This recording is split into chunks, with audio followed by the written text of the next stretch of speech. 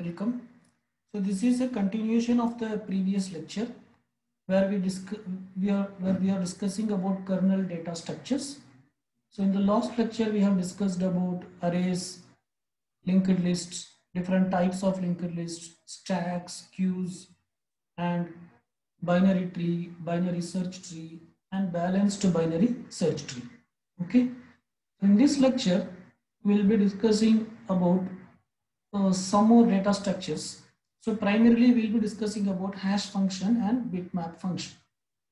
So let us try to understand what is a hash function. Hash function is a function, okay? So it is a function. This function, what it will take in the sense, it will take some value as an input. It will take some value as an input and it will provide some integer output, okay? It will take some value as an input. It's a function. It takes some value as an input and it will provide some integer output. Okay. And what this integer output represents, this integer output refers to the which location it has to access. Okay. So let us assume that the memory contains several locations. Okay. Sorry. So let us assume the memory contains several locations, something like this.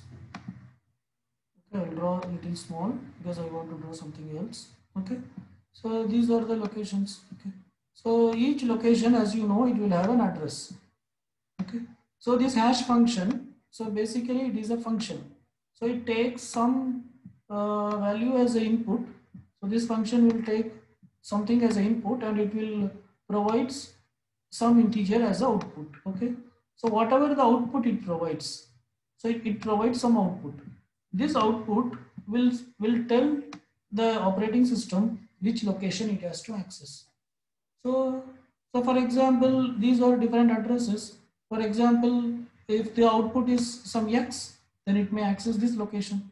If x refers to this location, or you can assume that these addresses were starting from say 1000, okay, say 1000 to 1100 locations, okay. And if this address, if it refers to say 1020, okay, if the output is 1020, then it means that operating system should look at location 1020 and whatever the instruction at 1020th location it will execute. Okay, so why the operating system uses hash function? In the sense, operating system need not check location by location, what should I do, rather it can just call the hash function by passing a value, and whatever the output it comes, it will directly go to that location and it will execute that instruction. Okay, so this is the core purpose of hash function. But there is one disadvantage with hash function. The hash function may lead to a problem which is called as hash collision. The hash function may lead to a problem which is called as hash collision. What is meant by hash collision? Hash collision in the sense, sometimes two values may map to a same output location. Okay, so in that such a problem we call it as hash collision. Okay, say for example, for this hash function I am giving a value say 12 as input. When I give the value 12 as input, say it is producing an output 1024. Okay, 1024. So it means that operating system should go to the location 1024. Say if this is 1024, then it should go to the location 1024 and whatever is in 1024, it should execute. That is what the meaning is. Okay. But assume that now I am giving another input, say 15 for the hash function. That is, here the parameter I am passing is 15. Now for this 15 also, if it produces 1024, then such a scenario is called as hash collision. That is, for the input 12 also the hash function produces 1024 and for 15 also it is producing 1024. Now it means that for both the inputs the operating system is asked to execute the same instruction, which may not be the case. So in that case, what the operating system can do, this hash collision can be overcome by using some linked list here. So rather, instead of storing any instruction here, the operating system, what it will do in the sense, it will store a linked list here. Okay. So in this case, two values are matching to the same location. So it will maintain a linked list with two nodes. Okay. So maybe, and these two nodes will have some instruction. This will have one instruction, and this may have some other instruction. Okay. So the operating system may follow some mechanism, like what it will do in the sense, if for example, uh, if the input is 12, it may execute this instruction. If the input is 15, it may execute this instruction. Okay. Okay, this is one mechanism to overcome hash collision. But if the collision is more, then obviously it will degrade the performance. So this is how a hash function works. That is, a hash function is an ordinary function which takes a value as an input and produces an output. The output, nothing but it refers to the memory location. So the operating system uses this to refer to to directly access a particular memory location and execute the instruction. But sometimes hash function may create a problem which is called as hash collision. That if two or more values refer to the same location, that is, if the two or more input to the hash function, if it gives the same output, then that problem we call as hash collision. If there is a hash collision, then the operating system can overcome hash collision by using linked list in that particular, by connecting a linked list to that particular location.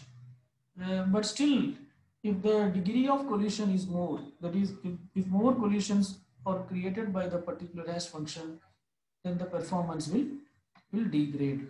Okay. And one another use of hash function is something called as hash map. Okay. This is another usage of hash function. So what is the hash map in the sense? In a hash map, you will be maintaining something called key and a value pair. So for every key will be mapped with a value. So the key will be the input and the value will be the output. That is, the hash function will take key as an input and it will create the value as an output. Okay. So the hash function, say I am calling it as hash function, which refers for hash function. So the hash function will take key as input. Okay. So this function will take key as input. So let me call key as k. And when you execute the hash function, it will provide the output. The output here we call it as value. Okay. The output is called as value. Okay. So this output is called as value. So this type of thing it is called as hash map. That is, the key will be mapped to a particular value originally. So whenever you give a particular key, the value will come out. Okay. So typical applications are connecting username with password. Say for example, the operating system is maintaining different users. So for every user, there will be a particular password. So operating system need not go and search the password from a memory or anything like that. It can rather maintain a hash function and it can map the username with the password. Okay. So it should originally map every username, it should map with the respective password. Now if a username is given to the particular hash function, it will automatically give the password as the output. Okay. So when the user logs in, the operating system will just give the username to the hash function and it will get the password, and then it will check whether whatever the password the user is giving, is it matching with that or not. So if it matches, the operating system will allow the user, otherwise it will not allow the user. So such a mapping a key to a particular value and using it for different applications is called as hash map. Okay. So that's it about hash function and hash map. And the next thing what we'll be discussing is bitmap. So bitmap is a very nice data structure which can be used to identify the status of different items or status of different resources. Okay, so basically it is a collection of binary strings. A bitmap is a collection of binary strings which can be used to represent the status of different items or different resources. Say for example, we are using a 8-bit bitmap. So this is, there are totally 8 bits. This is 0th bit, 1st bit, 2nd bit, 3rd bit, 4th bit, 5th bit, 6th bit, 7th bit. So 0 to 7 there are 8 bits. Okay. So this 0th bit refers to resource 0. First bit refers to resource 1. Second bit refers to resource 2. Like that, so on and so forth, up to the 7th bit refers to resource 7. So each of these resource may refer to some physical or logical resource. This may refer to memory, this may refer to CPU, this may refer to printer, this may refer to scanner, this may refer to some file, this may refer to some process, whatever it may be. Okay. So whether it is, so this is a binary string. So each of this is a binary value. So it can be either 0 or 1. So let us assume if it is 0, then it is currently being used by some process. This resource is not free. It is being used. Okay. And let us assume if it is 1, it is free. Okay? Or other way also you can think. If it is 1, you can say it is being used, and 0 it is free. But here let us assume that 0 is the resource is being used. 1 means the resource is free. So with this, the operating system can identify which resources are free and which resources are being used by some other process. So here you can say the resource R2, R4, the resource R6 and R7. These resources are free. Resources 2, 4, 6 and 7 are free.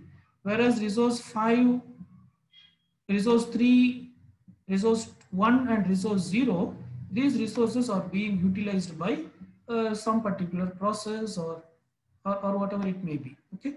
So this is also one data structure. So bitmap. So this type of data structure is called as bitmap. So basically bitmap is a data structure which maintains a collection of n binary strings, and each of these binary bits represent whether a resource is being used or it is not being used. Okay. And so you can see various data structures that is used by the Linux operating system in these header files. Okay. If you have a Linux system, you can check these header files. Okay. So this is the path. You can check these header files, how these data structures were implemented, because Linux is a open source operating system. Okay. Fine. Let us stop here. So that's it about kernel data structures. So under kernel data structures, we have discussed different data structures like arrays, linked list, different types of linked list. Then we have discussed about stacks, queues, and we have discussed about trees, binary tree, binary search trees. Okay, balanced binary search tree. Then we have discussed hash function, hash map, and bitmap. Okay, so we have discussed just a brief introduction to all these data structures. Okay, fine. Thank you. We'll stop here.